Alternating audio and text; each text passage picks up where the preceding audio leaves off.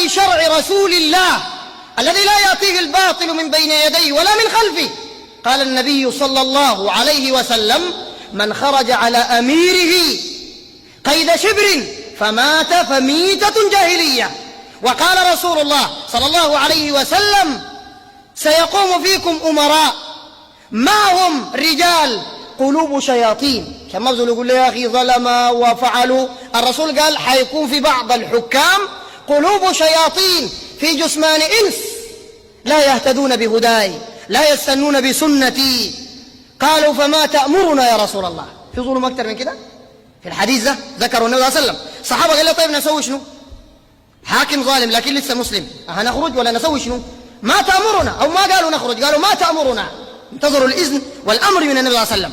فقال النبي صلى الله عليه وسلم: اسمع وأطع للأمير وإن جلد ظهرك وأخذ مالك فاسمع واطع. ده ديننا والله، ما خوفا من حاكم ولا مجاملة لمحكوم، وإنما هذا دين الله. كما قال ابن تيمية عليه رحمة الله: 60 عاما بإمام ظلوم خير من فتنة تدوم.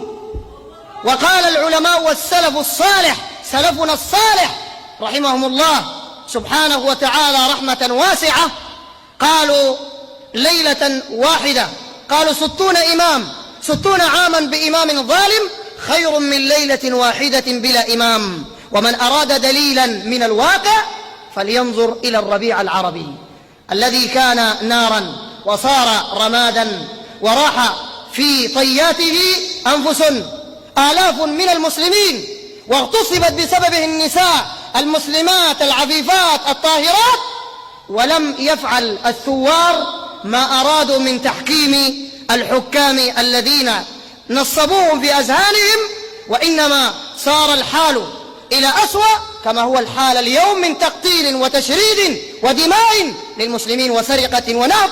والواقع لا يحتاج إلى كثير كلام.